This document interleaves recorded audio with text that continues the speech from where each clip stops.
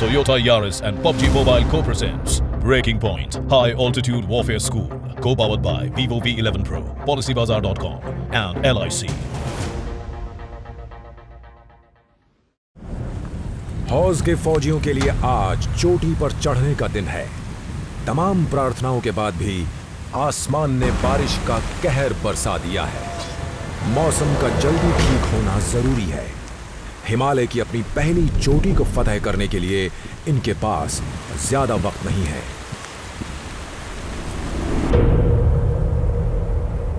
करीब 12 बजे हमें बुला लिया गया था और हम सभी मचोई चोटी पर जाने के लिए एक साथ इकट्ठे हो गए थे।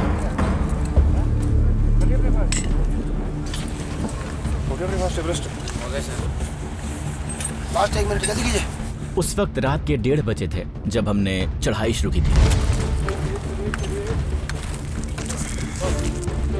भयानक ऊंचाई वाली चोटियों को हमेशा रात को ही फतह किया जाता है, जब हवा शांत होती है और तापमान 0 से नीचे। बर्फ ठोस हो जाती है और उस पर चलना आसान होता है, पर रात माने घनघोर अंधेरा। बस एक टॉर्च की रोशनी के सहारे आगे बढ़ना होता है। हम रात में बर्फ पर चल रहे थे और ये बिल्कुल भी आसान काम नहीं है, क्योंकि आपको पता नहीं होता है कि आपके दाएं और बाएं क्या है। और ऊपर से हम एवलांच वाले इलाके से गुजर रहे थे। ट्रेनिंग में इन्होंने जिन खतरों के बारे में पढ़ा था वो सब यहाँ मौजूद है। बर्फीली आंधी और लगातार दरारों के खुलने का खतरा, इसकी वजह से ये धीरे धीरे ही आगे बढ़ पा रहे हैं। सुबह करीब 3 बजे सब लोग थक गए थे, सबको नींद आ रही थी, यहाँ तक कि मैं भी थोड़ा नींद में था। तो मैंने अपने साथियों से कहा कि थोड़ी बर्फ लो और उसे अपने मुंह में रख लो। इस तरह तुम जगे रहोगे, तुम्हें नींद नहीं आएगी और तुम्हारा दिमाग भी काम करेगा।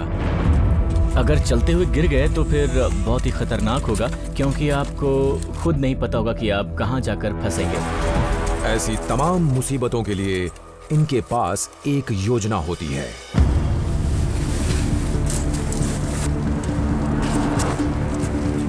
मेडिकल हेल्प के लिए हमने वहां पर एक टेंट भी लगाया। इस जगह के बाद इनके पास मदद के लिए बस यही एक जगह होगी।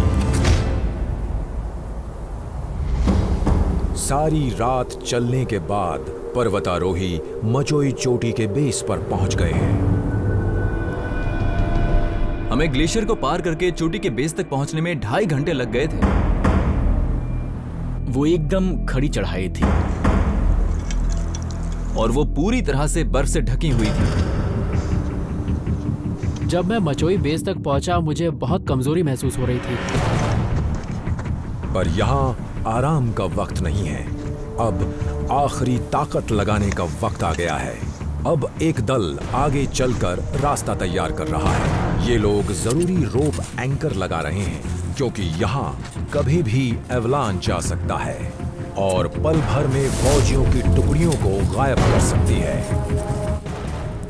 ऊपर से सूरज की तेज धूप थी और बर्फ ऐसी थी कि हम जहां भी कदम रखते 2 फुट नीचे खिसक जाते थे।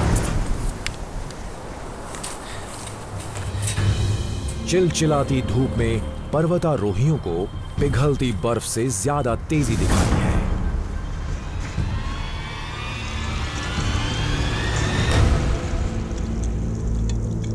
हमारे लिए तो वो बहुत ही रिस्की और चैलेंजिंग टास्क था।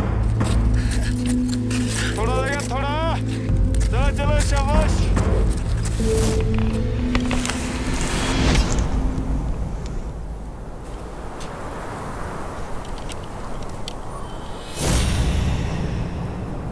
जैसे ही हम चोटी की आधी ऊंचाई तक पहुंचे, मेरे क्रैम्पॉन्स खुल गए थे और उसे ठीक करने के लिए मुझे सबसे पहले अपने ग्लव्स उतारने पड़े और फिर क्रैम्पॉन्स को बांधना पड़ा। जरा सोचिए इतनी ठंड में मेरा क्या हाल हुआ होगा।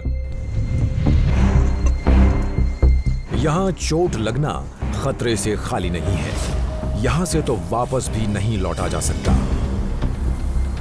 ऐसा लगता है कि चोटी तो बस पास में ही है, पर जब आप चलना शुरू करते हैं तब लगता है कि जितना सोचा था दूरी उससे कहीं ज्यादा है। ये अपनी सहनशीलता के पार जा रहे हैं। ये बिखरने की हदों को पार कर रहे हैं।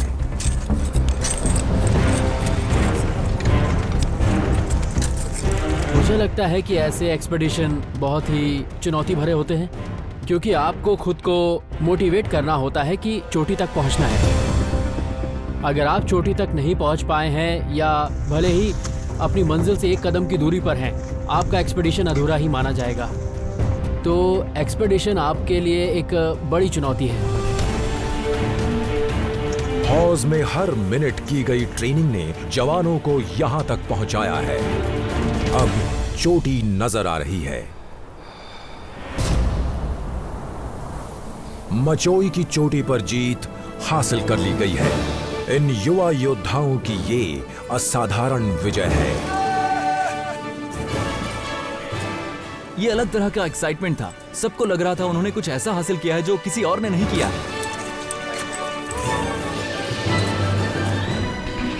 मुझे बहुत गर्व महसूस हुआ, बहुत ज़्यादा खुशी हुई कि आखिरकार मैं चोटी पर पहुंच ही गया। मेरे लिए तो वो एक बहुत ही बड़ी अचीवमेंट थी, क्योंकि मैंने ऐसा अपनी लाइफ में पहले कभी कुछ नहीं करा था। ये वाकई बहुत ही शानदार एक्सपीरियंस था। वहां से हमें पूरा हिमालय दिख रहा था।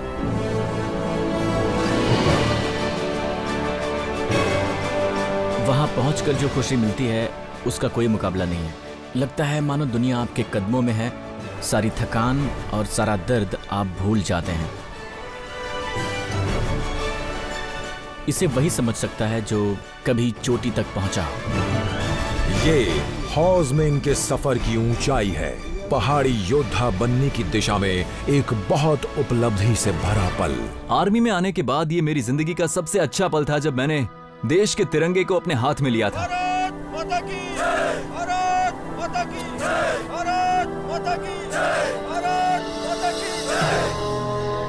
मैं इस पल को हमेशा याद रखूंगा। मुझे लगता है कि मैंने कुछ ऐसा हासिल किया है जो मुझे जिंदगी भर बहुत ही